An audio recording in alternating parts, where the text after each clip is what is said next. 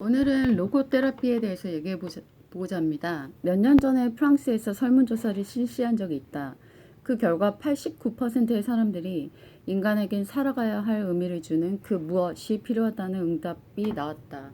그중 61%의 사람들이 자신의 삶 속에서 기꺼이 그것을 위해 자기 목숨을 내놓을 수 있는 어떤 것과 어떤 사람이 있다고 대답했다. 그 후 나는 빈에 있는 내 진료소에서 환자들과 병원 직원들을 대상으로 같은 종류의 설문을 실시했다. 그 결과 프랑스에서 수천 명의 사람들을 대상으로 했던 것과 비슷한 결과가 나왔다. 불과 2%의 차이밖에 나진 않았다. 한편 존스 홉킨스 대학에서의 사회과학자들이 48개 대학 7,948명의 학생들을 대상으로 통계조사를 실시한 적이 있다. 이 예비 보고서에서는 국립정신건강연구소의 지원을 받아 2년 동안 진행한 연구 프로젝트의 일환으로 작성된 것인데, 설문에서 자신에게 가장 중요한 것이 무엇이냐는 질문에 16%의 학생이 돈을 많이 버는 것이라고 대답한 건 반면에 78%의 학생들은 첫 번째 목표가 자신의 삶의 목표와 의미를 찾는 것이라고 대답했다. 물론 마음속에 숨겨져 있는 내적 갈등을 감추기 위해 가치에 관심을 갖는 것처럼 위장하는 경우도 있을 수 있다. 하지만 만약에 그렇다 하더라도 그것은 어디까지나 예외적 경우이지 언제나 그런 것은 아니다. 그리고 이런 경우는 우리가 그 거짓 가치의 문제를 처리하고 그렇게 하면 그 가면을 벗겨내야만 한다. 하지만 이렇게 가면을 벗기는 작업도 그 사람이 인간의 진정하고 순수한 욕구, 자신 삶의 소망의 의미를 부여하고 싶어하는 그런 욕구와 만나게 되면 그 즉시 중단되어야 한다. 만약 그때 이것을 중단하지 않으면 가면 벗기기를 하는 심리학자가 실제로 벗기는 것은 그 자신의 숨겨진 동기, 즉 인간에 내재되어 있는 순수한 것, 진정으로 인간적인 것을 무시하고 그 가치를 떨어뜨리는 데 필요한 자기 자신의 무의식일 뿐이다. 의미를 찾으려는 인간의 의지도 좌절당할 수 있다. 이것은 로고 테라피에서 실존적 좌절이라고 말을 한다. 이와 비슷한 그런 예화가 이렇게 나오고 있습니다.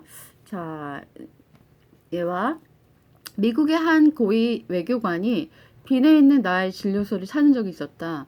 5년 전부터 뉴욕에서 받아온 정신분석 치료를 계속하기 위해서였다. 상담을 시작했을 때 나는 그에게 왜 자신이 분석을 받아야 하냐고 생각하는지 그리고 물어보았다. 그 결과 그는 그의 직업에 불만을 느끼고 있었고 또한 외교 정책을 수행하는 데 커다란 어려움을 느끼고 있다는 사실이 밝혀졌기 때문에 그와 같은 일을 계속했다라고 이야기했다. 근데 그가 했던 뉴욕의 그 분석가는 그에게 아버지와 화해하도록 노력해야 한다는 말을 하고 또 했다고 한다. 그의 상관들과 미국 정부는 단지 아버지의 이미지에 불과할 뿐이고 결과적으로 직업에 대한 그의 불만은 그가 아버지에 대해 무의식적으로 품고 있는 증오에 나온 것이라고 해석하였다. 5년이라는 세월에 걸쳐 분석을 받은 이 환자는 이런 분석가의 해석을 점점 자기의 것으로 받아들이게 되었고 마침내 상징과 표상의 나무로 가려진 숲의 실체를 볼 수 없게 되고 말았던 것이다. 몇 번 상담을 해본 결과 의미를 찾고자 하는 그의 의지가 직업에 의해 좌절되었으며 사실은 다른 일을 하고 싶어 한다는 사실이 밝혀졌다. 일을 그만두고 다른 일을 시작해서는 안 될 이유가 없기 때문에 그렇게 했고 결과는 만족이었다. 최근에 그로부터 소식을 들었는데 5년이 지난 지금도 새로 찾은 일에 만족하며 살고 있다는 소식이었다. 이 사람의 경우는 내가 정말로 신경질환 환자를 치료하고 있는가 하는 점이 의심스러울 정도였다.